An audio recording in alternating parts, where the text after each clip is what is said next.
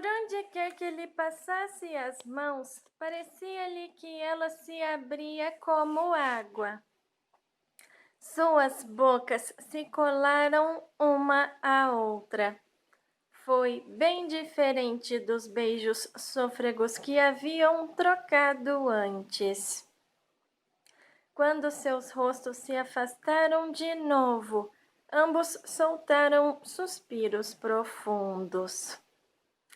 O passarinho se assustou e alçou voo num estrépito de asas. Winston encostou os lábios no ouvido de Júlia.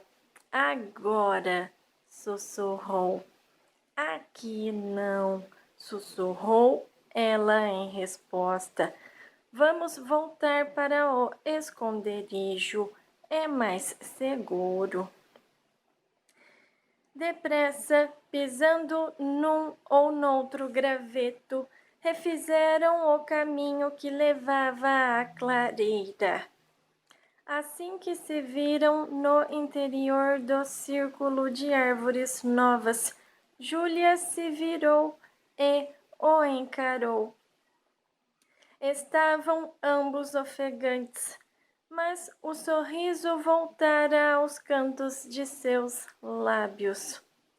Ela o fitou por alguns instantes, depois buscou o zíper do macacão. E então, sim, foi quase como no sonho de Winston. Com uma destreza semelhante à que ele imaginara, Júlia arrancou as roupas e, ao atirá-las para o lado, fez isso com o gesto grandioso que parece aniquilar toda uma cultura. Seu corpo cintilava muito branco ao sol. Mas por um instante ele não olhou para o corpo dela.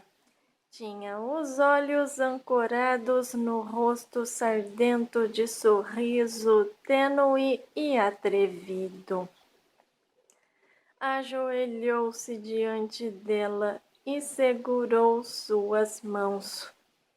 Já fez isso antes? Claro que sim, centenas de vezes. Bom, um monte de vezes. Com membros do partido? Sempre com membros do partido. Com gente do núcleo do partido? Não. Com aqueles pulhas? Não. Mas há uma porção deles que faria isso na primeira oportunidade. Eles não são os santinhos que parecem ser. O coração de Winston deu um salto. Ela perdera a conta das vezes que fizera aquilo. Oxalá tivessem sido mesmo centenas, milhares de vezes. Tudo o que sugeria corrupção deixava-o repleto de uma doida esperança. Sabe lá, talvez sob a superfície o partido estivesse podre. Talvez seu culto ao zelo e à abnegação não passasse de um biombo, ocultando o mais completo desregramento. Se pudesse infectar aquele bando todo com lepra ou sífilis, com que alegria o faria! Tudo o que contribuísse para apodrecer, fragilizar, minar, puxou Júlia para baixo, de modo que ficaram ambos ajoelhados, um de frente para o outro. Ouça, quanto maior o número de homens que você teve, maior é o meu amor. Compreende isso? Perfeitamente. Detesto a pureza, odeio a bondade. Não quero virtude em lugar nenhum. Quero que todo mundo seja devasso até os ossos. Bom, então acho que vai gostar de mim, querido. Sou devassa até os ossos. Você gosta de fazer isso? Não me refiro apenas a estar comigo. Falo da coisa em si. Adoro. Acima de tudo, era o que Winston queria ouvir. Não apenas o amor por uma pessoa, mas o instinto animal, o desejo simples e indiferenciado. Essa era a força capaz de estraçalhar o partido. Deitou-a sobre a relva, entre os jacintos caídos. Dessa vez não houve nenhuma dificuldade. Pouco depois, o movimento ascendente e descendente dos peitos dos dois se regularizou e, numa espécie de abandono prazeroso, separaram-se. O sol parecia ter ficado mais quente. Estavam ambos sonolentos.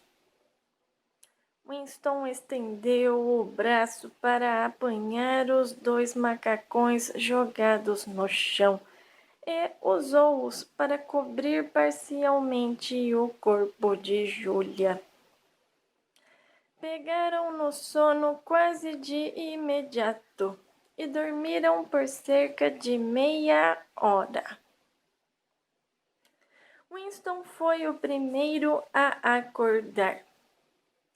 Sentou-se e fitou o rosto sardento de Júlia, ainda serenamente adormecido, apoiado na palma da mão dela. Salvo pela boca, não se podia dizer que fosse bonita. Olhando de perto, viam-se uma ou duas rugas em torno de seus olhos. O cabelo preto e curto era extraordinariamente denso e macio. Ocorreu-lhe que ainda não sabia o sobrenome dela, nem onde morava. O corpo jovem, robusto, agora desamparadamente adormecido, despertou nele um sentimento compassivo, protetor. Porém, a ternura impensada que o tomara enquanto o tordo cantava não voltara por completo. Puxou os macacões para um lado e estudou o dorso branco e macio de Júlia. Antigamente, pensou, um homem olhava para o corpo de uma garota, via que ele era desejável e a coisa ficava por aí. Hoje, porém, não havia como sentir um puro amor ou um puro desejo. Nenhuma emoção era pura, pois tudo estava misturado ao medo e ao ódio. A união dos dois fora uma batalha, o gozo, uma vitória. Era um golpe assentado contra o partido, um ato político.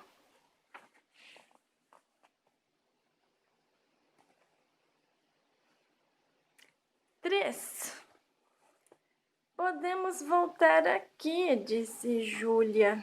Em geral, não há problema em usar um esconderijo 2 vezes. Mas durante 1 mês ou 2 não dá, claro. Tão logo ela acordou, sua atitude havia mudado. Tornou-se atenta e prática, vestiu-se, amarrou a faixa escarlate na cintura e começou a organizar os detalhes da viagem de volta. Parecia natural que a tarefa coubesse a ela. Não havia como negar que Winston não possuía seu tino prático.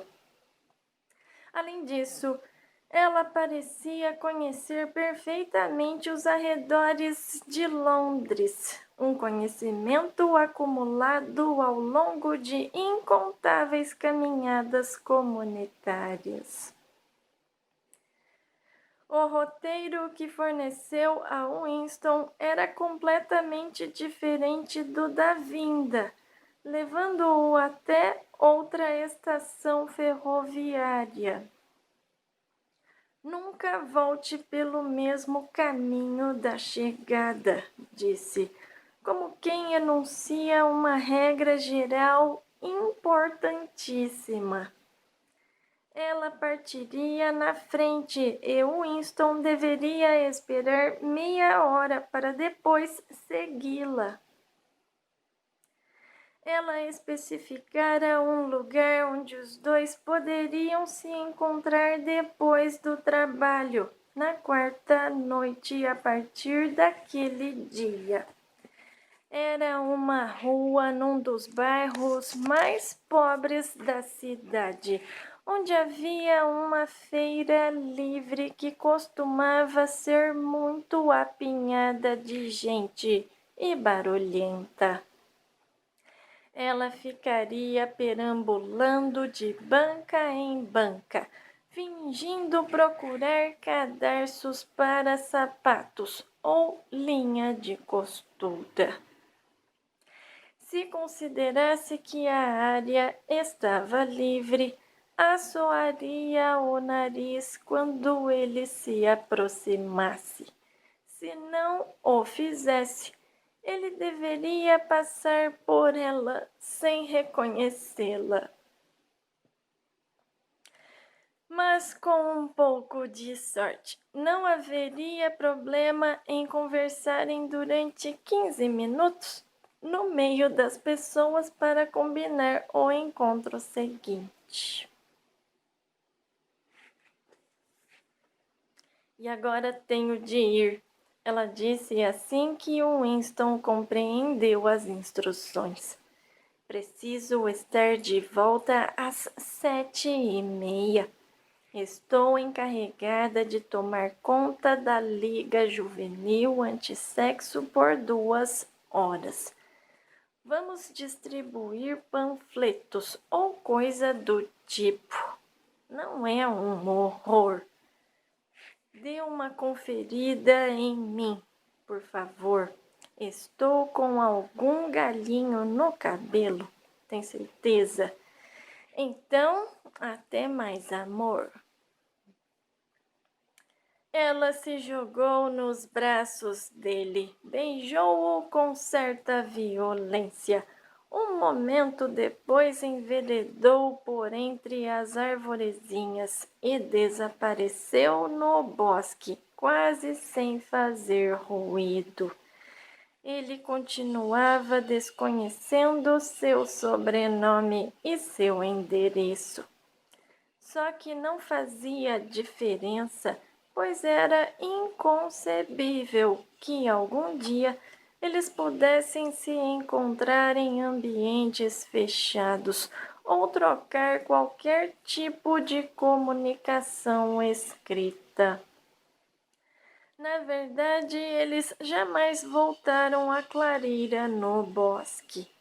Acontece que no decorrer de maio houve uma única ocasião em que conseguiram voltar a fazer amor.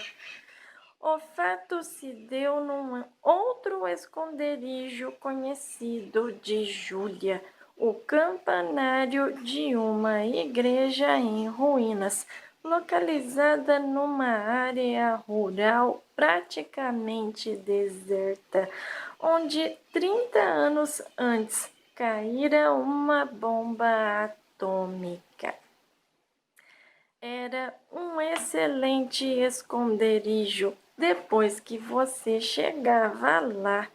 O problema era chegar lá. O trajeto era muito perigoso. Fora isso, só conseguiam encontrar-se nas ruas, cada noite num lugar diferente e nunca por mais de meia hora. Na rua, em geral, era possível conversar, por assim dizer. Enquanto andavam pelas calçadas entupidas de gente, sem ser lado a lado e nunca olhando um para o outro, travavam uma conversa estranha, intermitente, que se interrompia e se reatava como o facho de um farol, ora forçada ao silêncio pela aproximação de um uniforme do partido ou a vizinhança de uma teletela, ora retomada minutos depois no meio de uma frase, ora cortada abruptamente quando os dois se afastavam um do outro no local previamente combinado, ora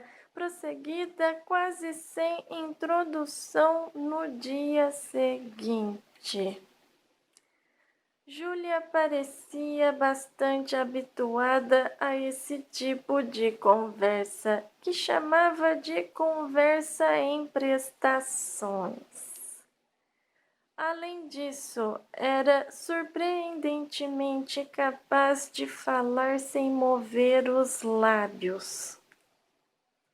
Só uma vez, ao longo de quase um mês de encontros cotidianos, conseguiram trocar um beijo. Desciam em silêncio uma ruazinha lateral. Júlia nunca falava quando estavam fora das ruas principais. Quando se ouviu um estrondo ensurdecedor, a terra balançou, o ar escureceu e Winston viu-se deitado de lado, ferido e aterrorizado. Uma bomba-foguete devia ter caído nas cercanias. De repente percebeu o rosto de Júlia a poucos centímetros do dele, mortalmente branco, branco como giz. Até os lábios dela estavam brancos. Estava morta. Ele a apertou contra si e constatou que beijava um rosto vivo e quente. Só que algum material coberto de poeira impedia que os lábios dos dois se unissem. Seus rostos estavam cobertos de uma camada espessa de estuque. Havia noites em que eles chegavam aos lugares combinados. Depois tinham de passar um pelo outro, sem dar mostras de reconhecer-se, porque uma patrulha acabava de dobrar a esquina ou um helicóptero pairava logo acima. Ainda que fosse menos perigoso, continuaria sendo difícil arranjar tempo para encontros. Winston tinha uma semana de trabalho de 60 horas. A de Júlia era ainda mais carregada. E o dia de folga de ambos variava segundo a pressão do trabalho e raramente coincidia. De todo modo, Júlia só tinha poucas noites inteiramente livres. Passava uma quantidade impressionante de tempo assistindo a palestras e apresentações, distribuindo panfletos para a Liga Juvenil Antissexo, preparando faixas para a Semana do Ódio, fazendo coletas para a campanha da poupança e outras atividades similares. Valia a pena, dizia. Tudo pura camuflagem. Se você obedecesse às regras desimportantes, poderia desobedecer às importantes. Chegou a ponto de convencer o Winston a comprometer outra de suas noites, dedicando meio expediente semanal à fábrica de munições, onde o trabalho era realizado voluntariamente por membros zelosos do partido. Assim, uma noite por semana, Winston passava 4 horas de um tédio paralisante aparafusando pedacinhos de metal que provavelmente eram partes de fusíveis de bomba, numa oficina mal iluminada e cheia de correntes de ar, onde o barulho das marteladas se confundia de forma horripilante com a música das teletelas. No encontro do campanário, as falhas em suas conversas fragmentárias foram preenchidas. Era uma tarde esplendorosa. No quartinho quadrado logo acima dos sinos, o ar estava quente e imóvel e tinha um cheiro atordoante de fezes de pombo. Os dois passaram horas conversando, sentados no chão empoeirado e coberto de galinhos, com um ou outro levantando-se de vez em quando para dar uma espiada pelas seteiras e certificar-se de que ninguém se aproximava.